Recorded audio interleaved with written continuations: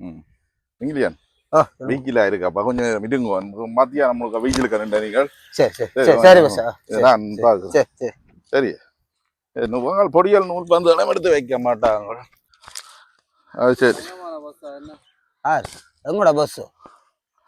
இந்த வெயிலுக்கு நிற்கும் போய் நிற்க வச்சுக்கலாம் ஜமான் தான் என்ன நீங்கள்